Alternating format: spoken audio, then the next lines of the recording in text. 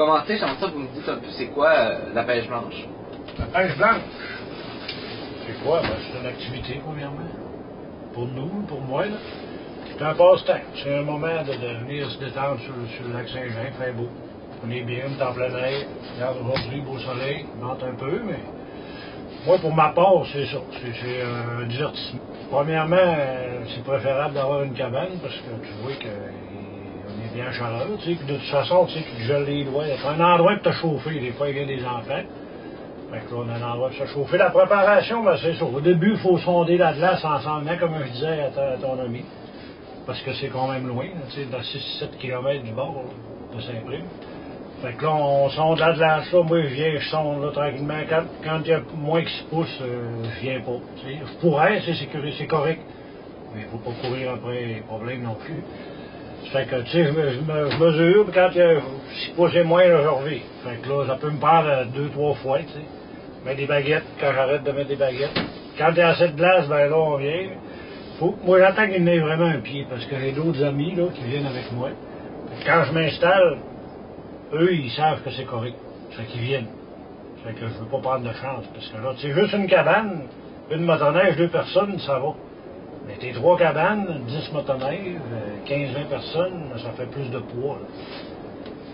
C'est ça, on installe nos brimbales, puis là, c'est de la surveillance. Tout régulièrement, quand il fait plus froid, là, il fait pas trop froid, les trous, ils gèlent pas trop.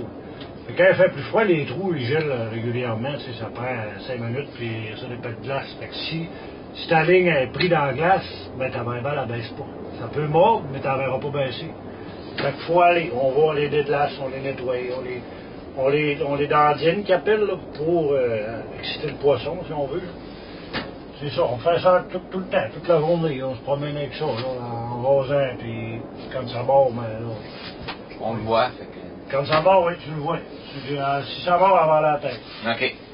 Puis c'est quoi les espèces de poissons qu'on peut retrouver ici? Ben ici, on prend... Comme là, le matin, j'ai pris une perche chaude. Une petite perche chaude, à peu près une douzaine de pouces. On prend du doré. Sur cette pêche-là, on prend du doré, du brochet, puis des lottes, de temps en temps des lottes. OK. Puis sur ma ligne à lotte, ça, c'est pas du tout le même genre de pêche. Sur ma ligne à lotte, ben, on ne pogne rien que de la lotte parce qu'on la pêche vraiment dans le fond. Ça, c'est une technique, moi et mon père, il avait ça. Là. Pêcher avec ça. J'ai gardé la même technique, puis de toute façon, c'est la meilleure technique. Tu peux pas pêcher autrement. Là. Ben, tu pourrais, là, mais c'est parce que ça, la ligne normale, c'est une grande ligne qui a 150 pieds, 200 pieds, la longueur que tu veux la faire, qui est dans le fond de l'eau avec des hameçons après une corde. Fait que, tu sais, tu as une grande ligne de droit à 20 hameçons. Moi, j'en ai juste 10, mais tu as le droit à 20 hameçons là-dessus. Par permis de pêche. Tandis qu'il y en a qui pêchent avec une baguette qui envoie au fond. Quand l'eau n'est pas trop épais d'eau, moi il y a trop épais d'eau, il y a 70 pieds d'eau. Comme ici, on pourrait le faire. T'envoies une baguette avec 2-3 hameçons, 2-3 apports. C'est les deux techniques là, qui... Ça, c'est une technique que vous avez appris de votre père? Oui, c'est une technique qui date de beaucoup d'années. Mon père pêchait de même, puis j'ai l'impression que ben, les parents, je ne sais pas, là, mais je sais pas si ça pêchait nos grands-pères, oui, sûrement. De la même façon. Puis au niveau de la transmission, est-ce que vous avez initié des plus jeunes? Je ne sais pas si vous avez des enfants. Moi, j'ai initié, non, j'ai pas d'enfants, mais j'ai initié des amis en masse. Comme eux autres, là, ils pêchaient pas. Puis là, ils sont venus. Eux autres, ils ont commencé l'an passé à pêcher. Ils sont venus, puis c'est une question de réunion amicale aussi. Tu sais, on vient, puis on prend une petite bière, mais là, on va pêcher. Tu sais, ils se sont tendus des trous. Des lignes avec 3 hameçons, là, comme l'autre méthode que je te parlais.